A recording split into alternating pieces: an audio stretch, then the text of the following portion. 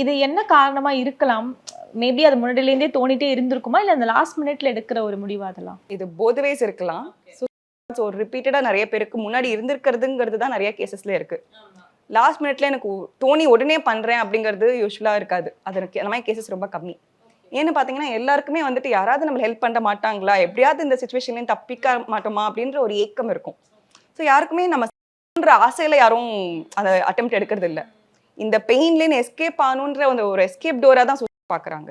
So அந்த pain போகிறது, நமக்கு இருக்கிற பாரம் குறைய போகிறது, இதை எப்படியாவது சரி பண்ணிடலாம் அப்படின்ற ஒரு நம்பிக்கை அங்கே கிடைச்சதுனாலே எல்லாருமே அதை தேடிட்டே தான் இருப்பாங்க. ஏதாவது ஒரு டோர் ஓப்பன் ஆகிடாதா, நம்ம எப்படியாச்சும் இதுலேயே எஸ்கேப் ஆகிட மாட்டோமா, வேற எதுவும் வழி இருக்காதா அப்படின்ற ஒரு தேடல் இருக்கும் கான்ஸ்டன்ட்டாக.